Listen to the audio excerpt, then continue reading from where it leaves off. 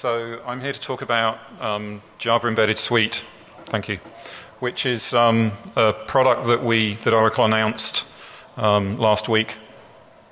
My name is Noel Poor. I'm an architect in the Java platform group at Oracle, and I'm the architect for Java Embedded Suite.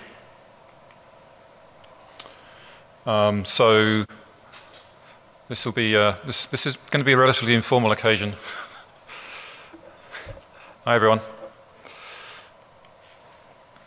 And essentially what we're doing here, one way to think of it is that we are beginning to bring Java EE technology down to embedded devices. And we're trying to produce a product that allows you to easily create and host web applications, web services, web pages, and so on embedded servers. And what we're seeing is a trend to push compute power out into the field. There are lots of cases where the edge device, simply in some places simply can't communicate directly with your back end. And then there are plenty of cases where you simply don't want it to communicate directly with your back end. So you need a way of putting more server functionality into some of these devices for M2M applications. And the components of the Java Embedded Suite are the Java SE Embedded Runtime, a version of GlassFish that's called GlassFish for Embedded Suite, JavaDB, and JES, which is a framework for RESTful Web services. And so we've taken all these things, integrated them, done some work to make things a little smaller and behave more, better on embedded hardware, and done a whole lot of testing on embedded hardware as well. It was kind of interesting to start with working with the GlassFish team. It was like, what is this ARM of which you speak? And the two platforms that we're supporting initially are ARM Linux and x86 Linux.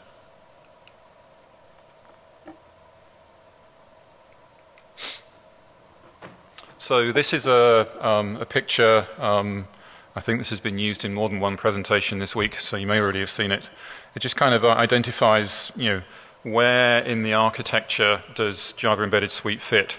So you've got a range of edge devices over there on the left-hand side that are communicating with, a gateway kind of device that is either, doing protocol translation of some kind, or it's gathering data across a bunch of different devices and sensors, maybe doing some processing and filtering on that information before forwarding it on to the rest of your infrastructure. Oops, I already did that. So Java SE Embedded, not going to spend too long on this. It's essentially a headless configuration of Java SE. So think SE without the graphics. You have the full, complete SE API set, but with optimizations for embedded use. And it's been ported to embedded platforms like the ARM architecture, for example. So the benefits are that you have a very familiar Java 7 API set. You can use whatever your favorite IDE is to do your development work, and you can use there's a whole host of third-party libraries out there that you can continue to use. So it's very nice from that point of view. It's very familiar. You don't have to learn a whole bunch of new stuff. And we're up to date in terms of the the version of Java that we're shipping here. 7.6 was released into the wild just a few weeks ago.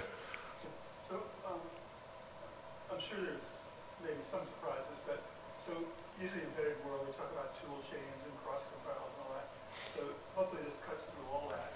And if I'm running a non-ARM development machine, I should be able to even move my jars over. Absolutely. So one of the benefits of using Java in this kind of environment is exactly that. That obviously if you have native components in your application, then it's not write once, run anywhere. But we've, in assembling the suite and writing some sample code and test code and so on, we've had absolutely no issues with, do your development on the desktop, push the code out to a device, or push the jar file out to a device, and we've had absolutely no surprises in terms of why didn't that run. So there are real benefits to having essentially full SE available as the runtime. So a little more detail on GlassFish. GlassFish is an application server. It sounds like at least one of you maybe touches it professionally. And again, we've done work with the GlassFish team to size reduce this for use in an embedded use case. And unfortunately with GlassFish, then the word embedded is actually overloaded. And GlassFish has what they call their embedded API, which is nothing to do with embedded.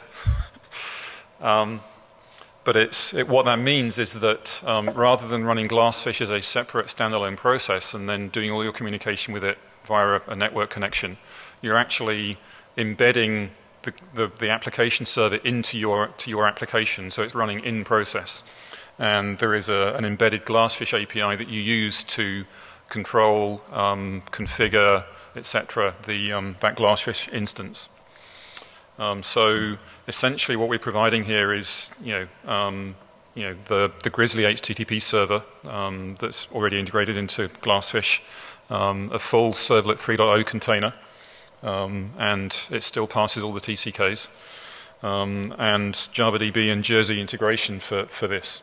So you've got a very capable and expandable container that you can start off with and add additional functionality to.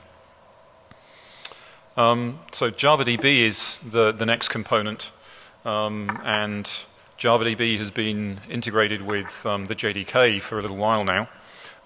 It's essentially a very full-featured database, supports multi-user access, and has a lot of options for robustness and how much you want to recover from crashes.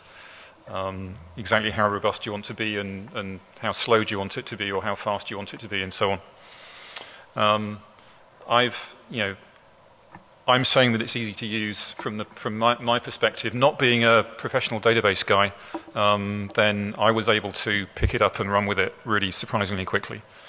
And again, we've talked about the benefits of having the full SE API set around. Well, I think there are also benefits to having a pretty extensive SQL dialect around as well. That is, again, is very, very similar. Obviously not as large in scope to MySQL or the full Oracle database or whatever, but it's actually a very, very capable database. So again, you can take the same kind of approach that you use to storing data out down to your embedded device. And JavaDB is the Apache project Derby, and that's still it's a very active project. So there's a significant community of developers and users around this, and by now it's a very mature code base, and they have an awful lot of testing that they do between releases. So they are, it's a very reliable product, and we actually had.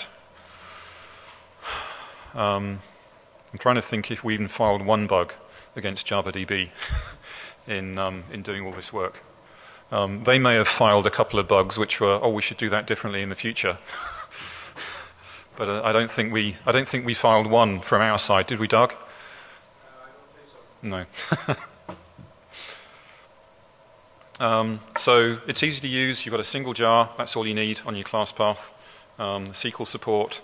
It has a lot of self-tuning capabilities, so it can kind of look at the environment and say, I think I'll pick this page size today. That kind of thing. You can obviously override that default behavior if you need to for your specific application. And then there's a lot of functionality that you can plug in to add additional functions that are callable from your SQL and so on. Does it work reasonably well with the SD card? Yeah, so I have a Beagle board XM sitting here, and that's running, booting off an SD card and running JavaDB using the SD card as the storage volume. Yeah, I guess it's in the benchmarking that we've done, actually JavaDB compares very favorably with the alternatives that we looked at. running in the same configuration, same hardware, same SD card, and so on. There is, and there is a JavaDB session tomorrow if you're interested in learning more about JavaDB.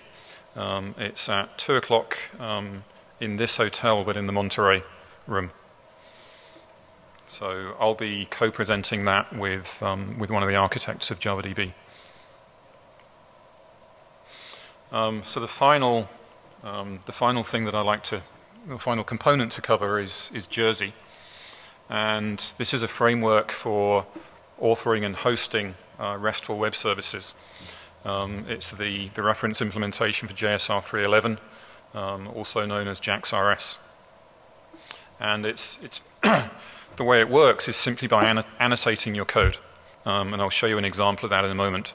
And it's actually astonishingly easy to do, really quite complex web services using this framework.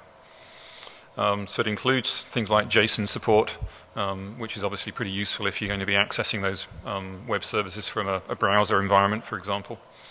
And it also provides a REST client API, so a client-side API for accessing RESTful services. What we're shipping in this initial version of Embedded Suite is JAX-RS 1. JAX-RS 2 is currently being worked on. The expert group has been meeting for quite a while now, and the client API, there will be a standardized client API as part of JAX-RS 2. That will also be more tightly integrated with the JSON that's also currently in the loop. Yes, thank you. So a JES application kind of looks like this. So all the stuff on the bottom there in blue is basically what's in Java Embedded Suite. And then you end up with, we have a little utility that you can either use as your main application, but typically you end up with a little main application that invokes GlassFish and deploys some web applications and services. And you're probably going to have some static content in there, some static HTML and images and style sheets and things like that. So that's kind of what you end up putting onto the device. So here is a Hello Jersey kind of program. So this is sort of the hello world of a RESTful web service. So this is just a POJO. It's not, you can see that it's not, the class isn't implementing any special interface or extending any special base class. But what you can see is a path annotation which tells the container, the web container, which path to associate this class with. And then in this case we've only got one method inside the class. Again, the important thing here is that there needs to be some level of correspondence between the MIME type that you say that you claim this method can serve and the type, the return type of the method. So this, when the annotation here says that when a get operation is performed on /hello world, then this method will be invoked. And the other annotation tells the container that to return MIME type text/plain in the HTTP response. And lo and behold, if you access this, then so you can just do this from a browser, obviously, then you'll just see hello world. So it's not a very exciting application, but it kind of illustrates the point of how you start to use Jersey. And there are obviously a lot more annotations that come into play when you actually want to do something real. I mentioned the embedded GlassFish API. So This deals with the life cycle of the application server, starting and stopping, deploying and undeploying applications, so WAR files, and runtime configuration of things, and also you can access different GlassFish services through a generic services API that's part of this. So again, just to show you some some simple code, then you get an instance of a GlassFish runtime. You just call a static method to do that, and then you create essentially a properties object, which you use for the initial configuration of the GlassFish runtime.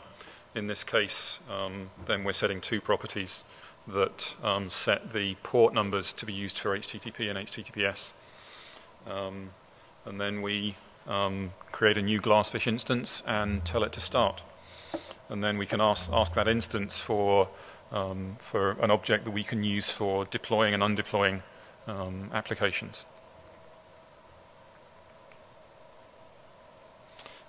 So I want to just to show a little bit more of the code and configuring of things. I want to talk a bit about securing the device. So you can see the disclaimer there. This is not a generic device security tutorial.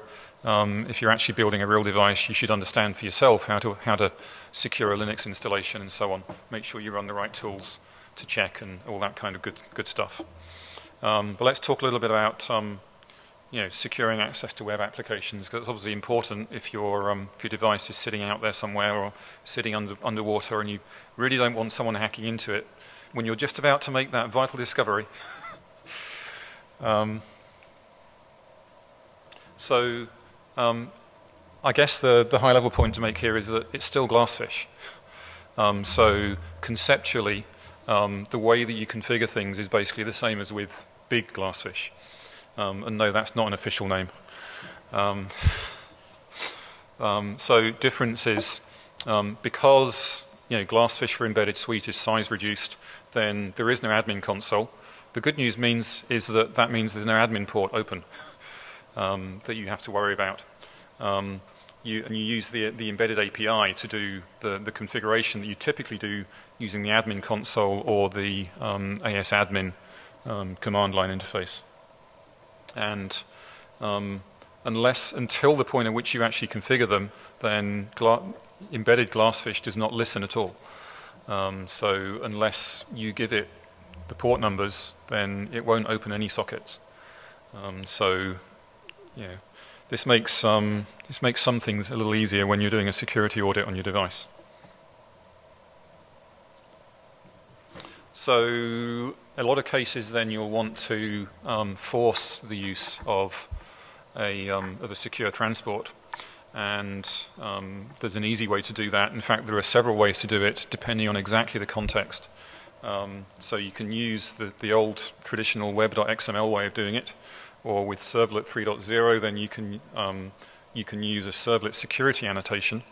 Unfortunately, if your servlet is actually a web service that you're building using Jersey, then the servlet security annotation isn't yet implemented for that.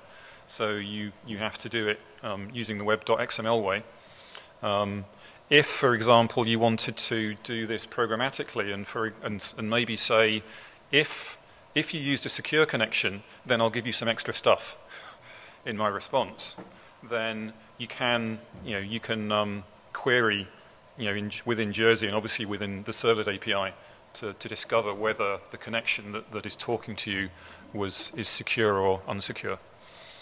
So you could say if security context.is secure, then add special source to the response, for example. I don't recall. I'm sorry. Good question, though. So this is just a quick look at what you have to put into web.xml. It is a little bit wordy, but it is what it is, and it's been that way for a long time, and it isn't going to change now. So in this case, I've highlighted the sort of the two really important lines out of this. So in this case, we're saying any path /admin/star, and we're giving that the human readable name of admin pages. And then we're saying we've got the transport guarantee clause in there, and if we say confidential, then it'll enforce the use of TLS on the connection. And if you actually connect to the HTTP port, it'll actually redirect you to the secure port, which is kind of nice. So having got a secure connection, maybe we also want to limit who can connect using that secure connection, so that we can, we have some authentication and authorization, not just privacy. So there's a lot of authentication functionality built into GlassFish, and there are ways of extending that when it doesn't quite do what you want or need it to do. And I'm going to show an example of relatively straightforward username and password style authentication. So an authentication realm is it's essentially the set of rules that you're going to use to decide who's allowed to access, and given that you're allowing someone to access, what things are you going to allow them to do, what roles are you going to allow them to take on.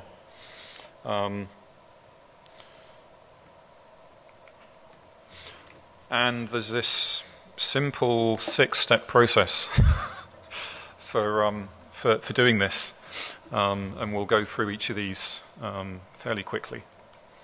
So the first thing you have to do is to create, you have to tell GlassFish about the JDBC realm. And again, you'd normally do this from the console. And the embedded GlassFish API has this API called Command Runner, which essentially lets you do all of the things that are normally done through the ASAdmin command or via the UI of the console. So in this case, we're going to ask the GlassFish instance that we created earlier for a command runner object to operate on that instance. And I think you can pretty much see how this works. So this is the equivalent of typing ASAdmin create JDBC resource with a bunch of arguments. And the command result thing you can use to determine whether or not that actually worked. In a regularly configured system, there are very few reasons why this would not work. So having done that, then you need to tell, so GlassFish has a built-in JDBC realm authentication protocol which understands about how to use JDBC and some sort of kind of built-in SQL queries to query user credentials and work out what roles, whether a user should be authenticated and what roles that user should be able to acquire. So here you can see I guess the important things here are, 4 or 5 lines down, we've got a password column equals password. So that's telling the code that's going to construct the SQL queries inside GlassFish, which column of your database table it should treat as containing passwords and so on. So this is basically where you tell GlassFish which database tables and which columns should you be using to do the authentication. Then you have to tell GlassFish to actually use the JDBC realm for this specific web application. And we're going to use what's called basic authentication, which just means that the credentials that we send as part of the HTTP request, as opposed to, there are various other options you can put in there as well. Then you have to, so I've already talked about roles. Roles basically specify what things a user can have one or more roles associated with it, and it's really up to you to define what those roles actually mean. In a full-blown identity system, then those roles would determine, are you a manager and are able to see, personal details of people that report to you and all that kind of thing.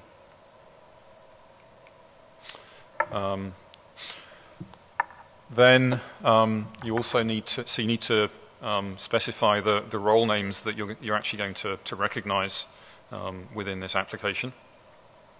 And then specify within the security constraint where we put that confidential transport field earlier, we're just adding into that to say you have to have the role of admin to be able to access these pages.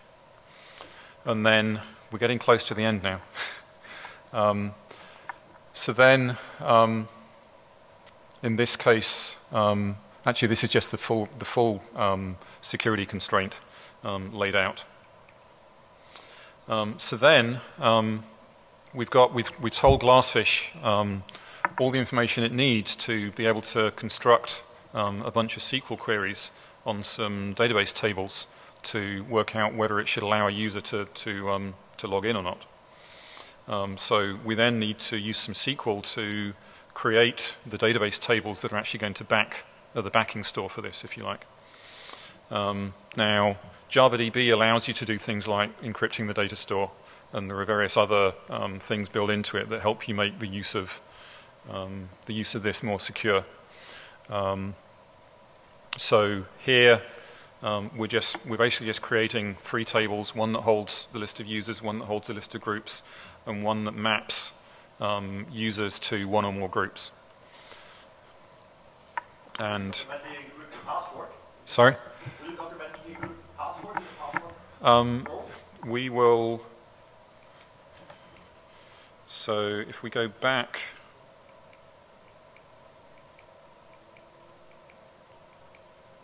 okay, if you look 3 lines up, then you'll see that it says MD5. So the thing that it will store will be an MD5 hash of the password, not the password itself. And there are a bunch of other this all lives on top of the underlying, crypto functionality of the Java platform. So you've got a whole bunch of other options that you can use there too. Keep doing that for the JBoss admin console in some of our projects. So. Right. Good. Okay. Okay, so we've created some tables, and this is, pretty basic SQL that we've got here. And then, so in the example that I created, I just, when we create that database, I just inserted some fixed values into there. Obviously, you have to start off with at least 1, so that you can have, the ability to log in and administer things. So again, we've got some fairly simple insert statements here, which again we're executing through the JDBC API. So we're setting usernames and passwords and assigning, setting up people to be in various groups. So we've established an admin group and a users group. We've got a user called admin user who is a user, part of the users group and part of admin, and a user called user who's only part of the users group.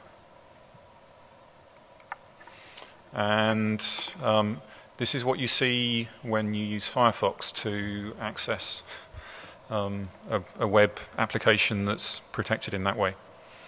And you won't see the underlying page or service until you can satisfy the password. Now there are, the framework that this sits on top of is completely pluggable. So if you want to do more advanced things like adding in a per user salt for things like that, then you can very easily write a custom login module, which, there's a GlassFish class that you extend and a couple of methods that you have to implement. But there's, you can very easily do that and make things, more secure, as secure as you need them to be. Sure. Speaker here presented a solution where they use Java card to secure unmanned drones. Would Absolutely. Yeah. If you've got the hardware capability of talking to a card, then yes, you could absolutely do that in a custom login module. And that would obviously be would seem to be a pretty secure way of doing it.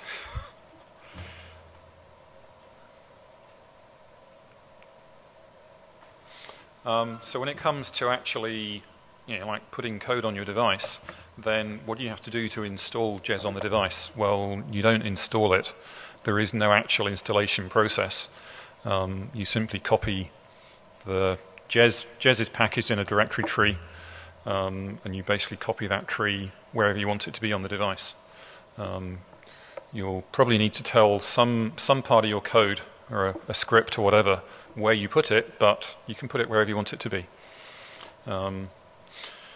And when you actually start a GlassFish instance, then it'll create, you can actually point it at an existing GlassFish working tree if you wanted to do that. If you don't do that, then it will create a skeleton working tree, and it'll actually use that tree. It'll unpack WAR files and things into that, and run them from there by default. Obviously, your application may need some sort of cold start process to, for example, initialize the any kind of credential store that you're keeping. You may want to actually pre-initialize a database and copy that into place, so that you can initialize the database, your database at build time, put whatever you want to be present on the device into that, and then package that up as part of what you copy onto the device. So that might be a way of avoiding one, code, and two, startup time the first time that your device starts.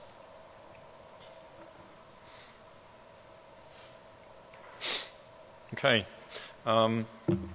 So what I'm going to do next is so this is a little demonstration. So think of a smart home use case, which matches the sensors that we happen to have on hand a few weeks ago. And excuse me. So you've got a device that has attachments to various sensors. Over here, I have a Beagle board, which is running Java Embedded Suite, and it's got, in this case, it's got two USB sensors, a light sensor and a heat sensor plugged into it. So we've got an application running under JES that is sampling those sensors. The way that that's packaged looks just like the diagram, the block diagram that I put up there a few minutes ago. So we have a little application that actually just starts everything off. We've got a WAR file, and we've got some static HTML and JavaScript. So this is the presentation here is all being done by JavaScript using jQuery, and that JavaScript is using a web service call to talk back to the Beagle board to both for control and to query the current status of things, the current temperature, and to get historical data to be able to draw those charts. So the not on this one, no. This is purely JAX-RS. Sure.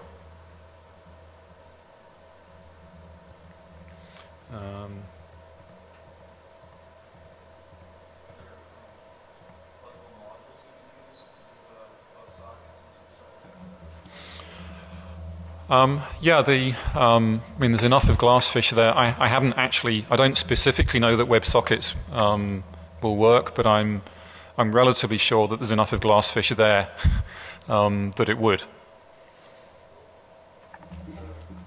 Database communication persistence, is that low-level JDBC, or is this size strong enough to also handle JPA? So JPA is certainly an option, and it will. It's known, things like JPA and Hibernate are known to work on top of JavaDB. there are some restrictions with things like the spatial data type. If you're talking about like a GIS system, there's some functionality that is not quite there in JavaDB yet to support that. But essentially, Hibernate and JPA and so on will work. In this case, then the persistence of this sensor data is just low-level JDBC calls. So it's just doing inserts into the table.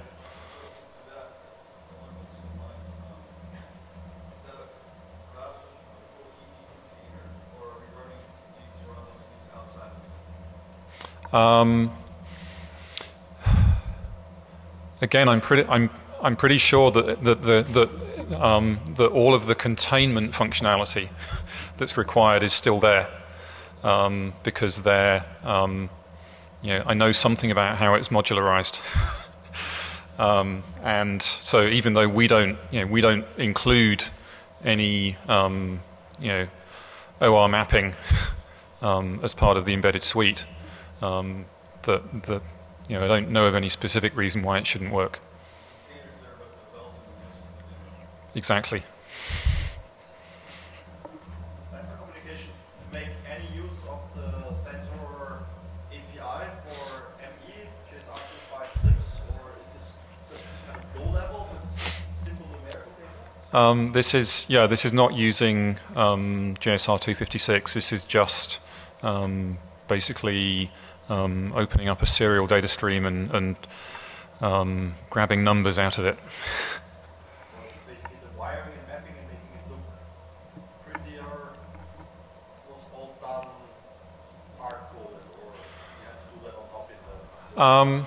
Well, the code that's in the demo basically knows what the device IDs of the USB sensors are, and it uses those to make sure that it's talking to the right device or the right devices. Then there's code that basically sucks numbers out of those devices and passes those back to the the central persistence module in the application.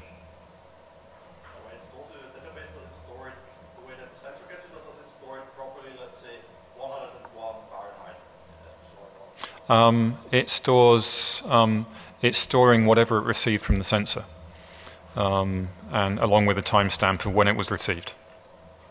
In this case, so the presentation of that as 101 Fahrenheit or 13 Celsius is done by the UI in this case. So we've got what I'm showing you today is a web UI.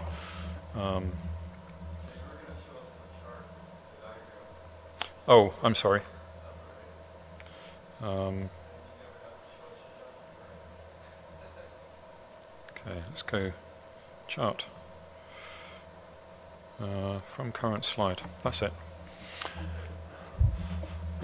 So just to recap, essentially what this is saying is that see, all the blue stuff is basically Java Embedded Suite, and then you'll have some sort of main application which may be quite small, maybe quite large and extensive, depending on exactly how you want to partition the functionality between that part of your code and web applications or web services.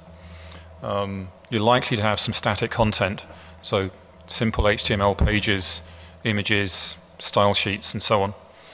And then, if you want to be able to either access the device programmatically from other devices, then a RESTful Web Service is a pretty good way of doing that.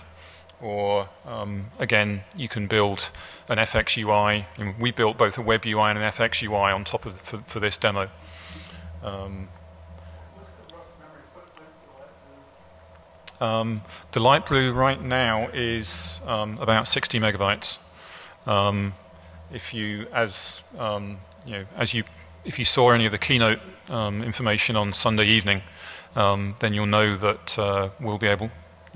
We're working both with the GlassFish team and also with the Java SE embedded team to be able to significantly reduce that. with the introduction of profiles into Java SE, that will significantly help us be able to fit into a much smaller footprint. So as you said, the JavaDB stores some of these sensor data more or less in the raw form, and we also heard last year there was an Arduino presentation by one of your colleagues where he also said the Arduino sends certain information in more or less meaningless streams of bytes,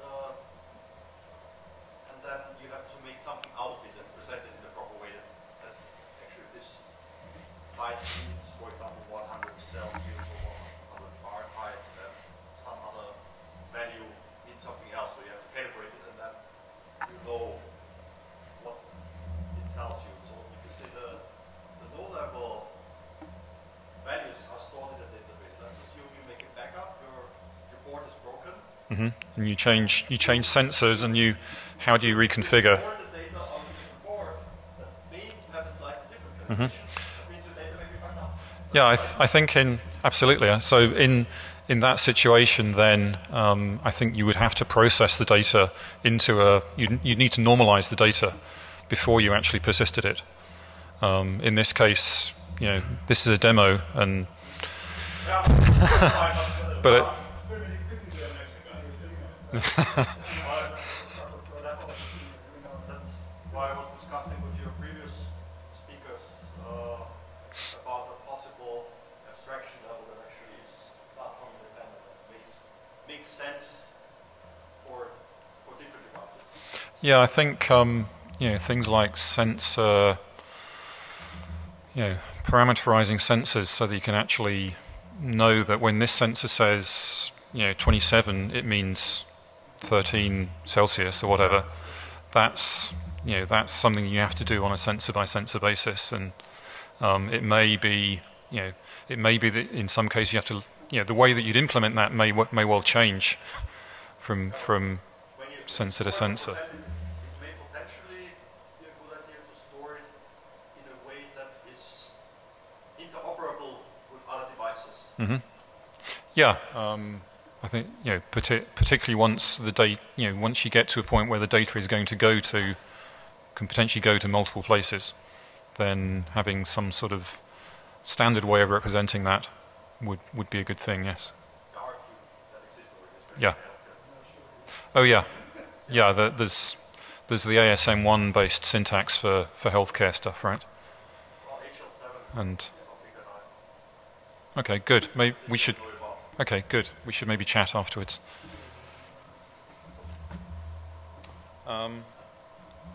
Okay, so I'll try and maybe talk loudly so that you can still hear while I step away from the mic a little bit. So I've got a temperature sensor here and a light sensor, both attached by USB to this Beagle board. So right now, if I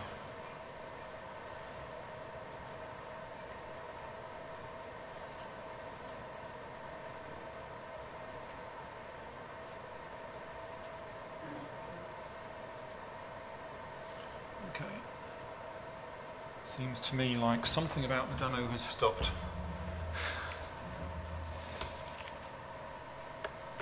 It's certainly not responding to this hot pad.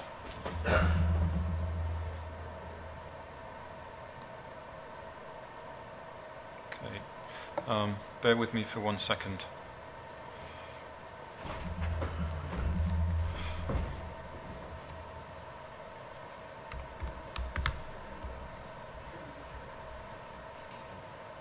Sure. Exactly the same thing now. I'm running back at uni, and it's exactly the same architecture. If you want, I can show it to you if I want to. Sure, please. That'd be great. Thank you.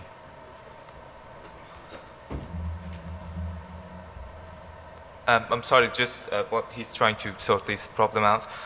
We've got a project running at the University of Bristol in the UK, and we are exactly using the same architecture, and I've got all the sensors now running in the lab, so I can show you live what's going on the web, basically. So you have proper Wi-Fi connection? Yeah. I'm not sure about the Internet Explorer, but...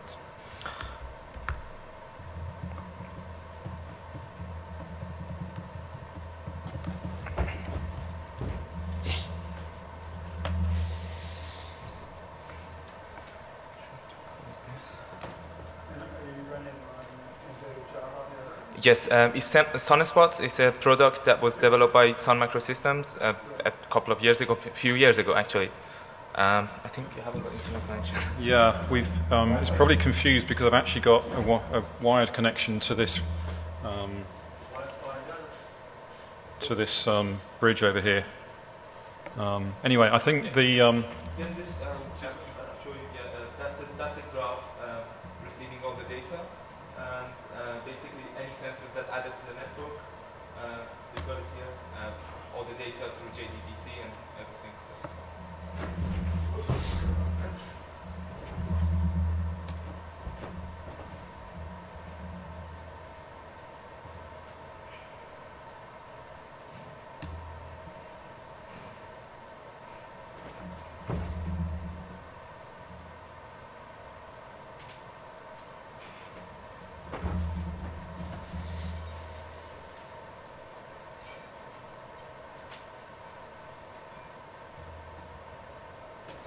Okay. The problem was that the tablet. I'm actually starting the demo from this tablet over here, and that had gone to sleep. So I think the server had actually quit.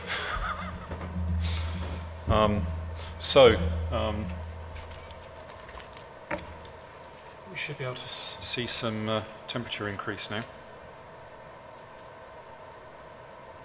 And we actually do have a version of this that uses X10 to control a heater and some lights. Do you have any of these examples up on your website? Not yet. Oracle's a large company, and there are processes. Will they eventually be made available via JavaDB in similar ways as GlassFish itself? I don't know whether it'll be Java.net, but they'll be. We do plan to make things available. Yes, whether it's Java.net or the Oracle Technical Network or whatever. So you can see that graph definitely has an upward slope now.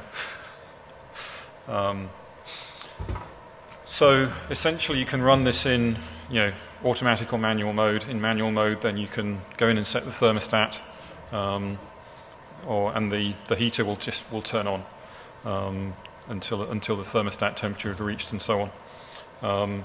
There's some lighting control underneath this as well, so you can turn lighting on and off. If I put some light into the sensor, then we should also see. Yep. So we're accessing sensors, making decisions based on those sensor values, and we're providing all this information and control to both a web interface and a JavaFX interface via a RESTful Web service. So I think that's probably enough for the demo.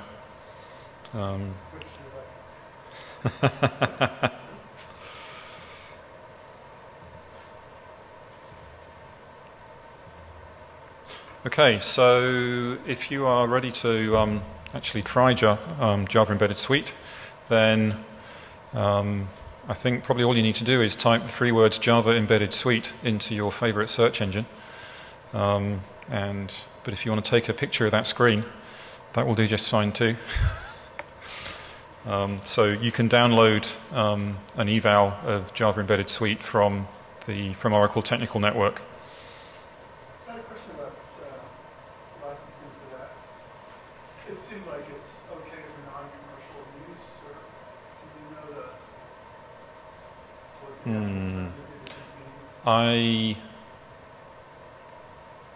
I don't know, but I can obviously find out.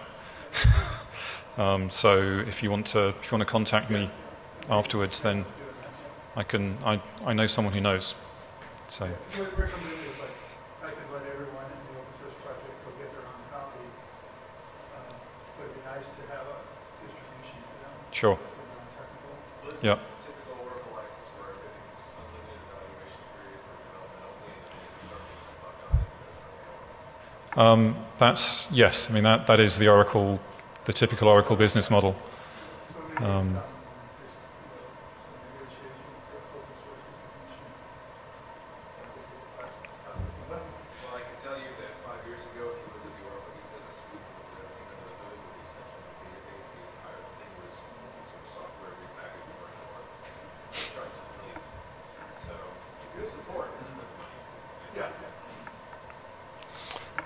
So there's lots more places, well, lots of places you can find out more information, specifically, Oracle places. There's a set of pages about Java Embedded Suite. There's obviously lots of information about Java SE Embedded online, and a lot of general information for Java developers too. Thank you all very much for coming. It's been fun having a conversation with you guys.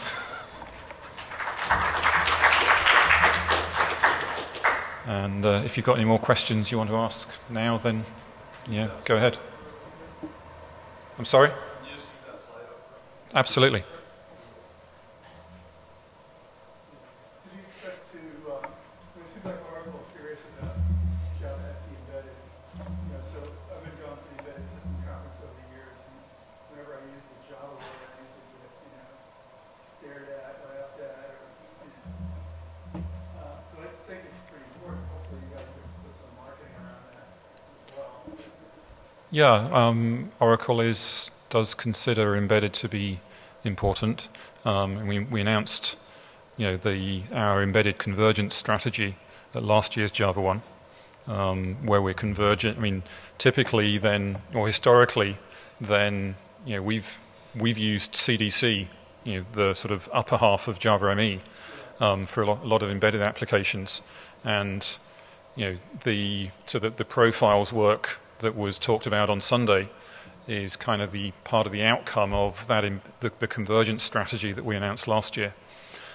So we are, there's a lot of, I can tell you that there's a lot of engineering time being focused on making it possible to use embedded SE on embedded devices, and not embedded SE in a light switch, but embedded SE on relatively small devices, much smaller than anything you've ever seen running.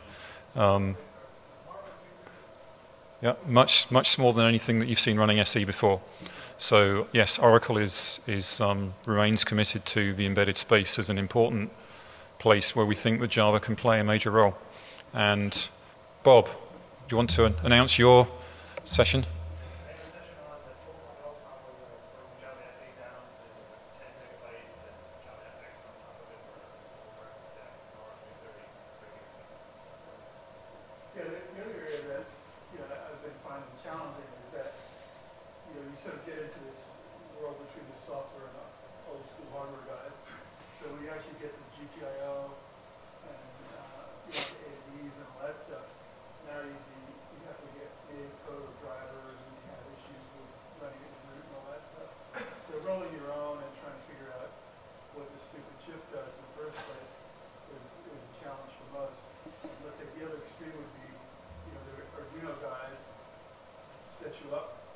Pretty well. Yeah. Yeah. I mean, I guess the Arduino guys have a slightly easier task in the sense that they're the Arduino guys. But it's absolutely an existence proof. But I guess from the point of view of a Java platform group, then we have to be a little bit careful about pushing stuff out there that, like, we can say, well, it works on this platform. And that doesn't mean that we have to make it work everywhere before it can work anywhere. But it does mean you can't just push something out there because you can make it work in one place.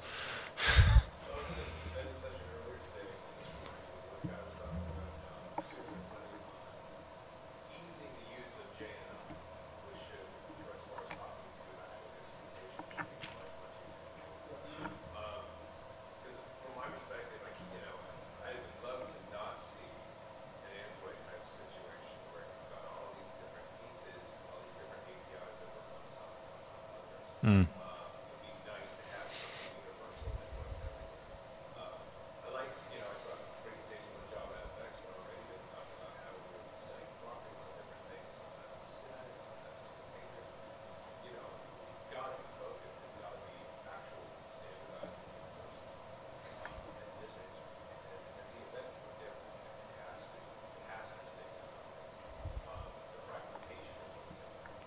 Yeah, and I get, yeah.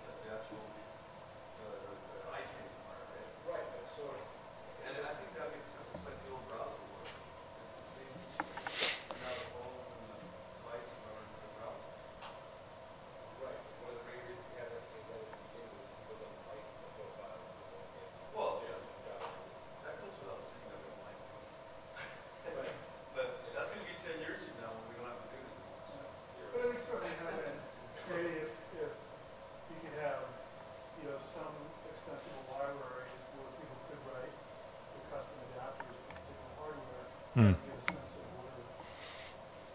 Yeah, and I think, you know, I guess I have to be really careful what I say here because of that safe harbor statement, but clearly that's not an, yes, clearly that's not a, it's a concept that we may have thought of.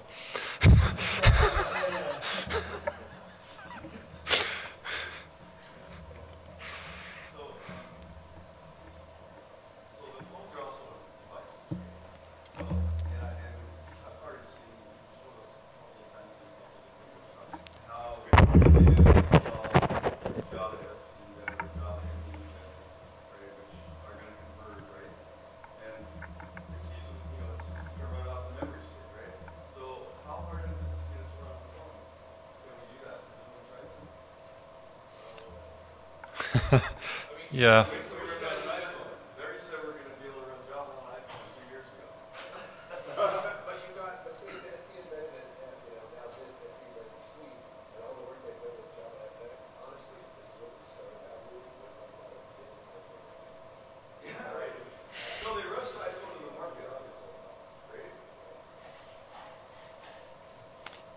Yeah.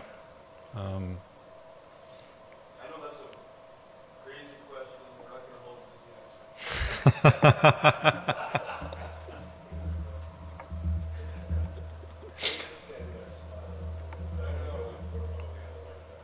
I'm going to go home and try it anyway. They just give me a new Nokia. I'm not going to break it. Why not?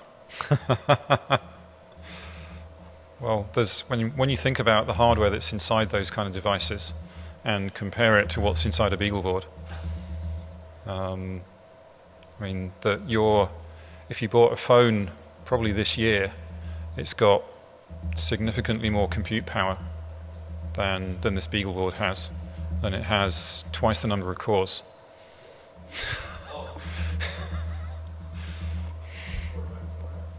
So. Well, there is that as well, but So it's not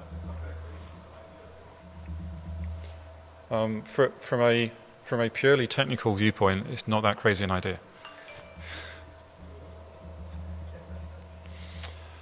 Okay, well, thanks again, guys. Thanks for coming.